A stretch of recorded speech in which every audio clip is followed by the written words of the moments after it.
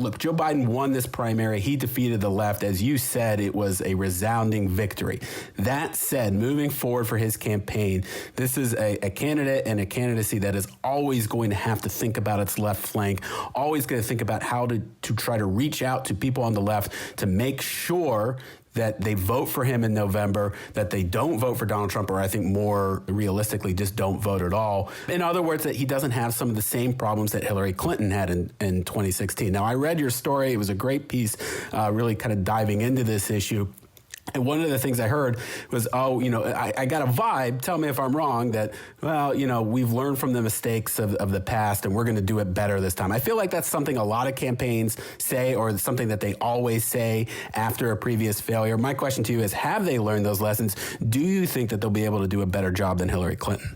Look, I mean, it would be malpractice if they hadn't learned the lessons. I think that is clear.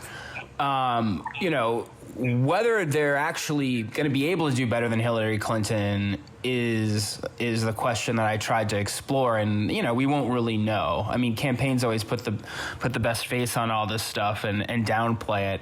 We know the Biden campaign has sort of been under-resourced and not as well organized, not as well staffed as other campaigns, and frankly, it hasn't caught up to them yet. Right? They've had pretty good success, but they did sort of they were willing to dive in and go through it with me, that they've been working on this and that they knew this was going to be an issue for a while now, and they think that they've got a better shot at this. They understand that there's always going to be a progressive part of the left that is going to be antagonistic, skeptical, and may not be able to even pull the ballot for Biden. But they feel like that will be such a small percentage that largely resides on Twitter.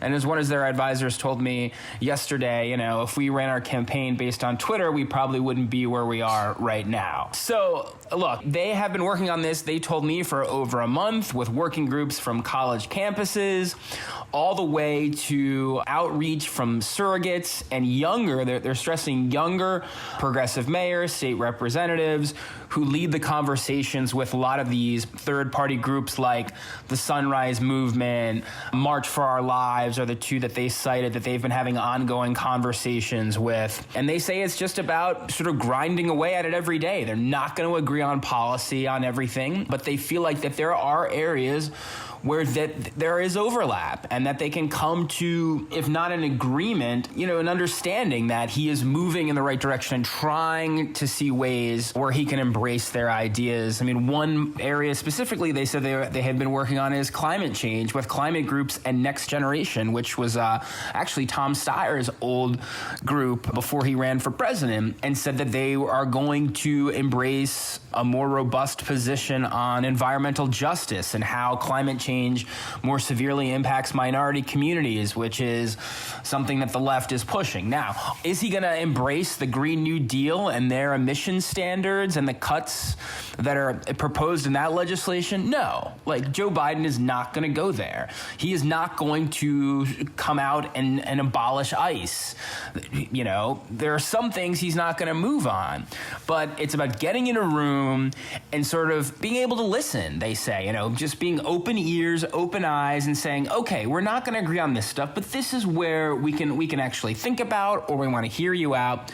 And look, that goes a long way with a lot of these people. It's not going to go, with all of them. There are going to be holdouts, and, just sitting on Twitter yesterday, you saw them, the Never Biden folks. I could never vote for him, no matter what. But, this is a different election. Donald Trump is now president. And I think a lot of progressives realize this. They may not, Biden was never going to be their pick, but it's about Donald Trump picking 2 more Supreme Court justices, right? It's about Donald Trump having 4 more years in overseeing maybe another health pandemic or something worse. I really shudder to think of something worse. Right. I mean, well, the current they're pandemic. thinking about it. Believe me, that's a truly terrifying thought. But yes, they're trying to think about it, and I think part of it, I don't want to say it's completely a fear factor involved, but obviously that Donald Trump is now a president and not just a potential losing Republican nominee. That makes it a lot more urgent for progressives across the board.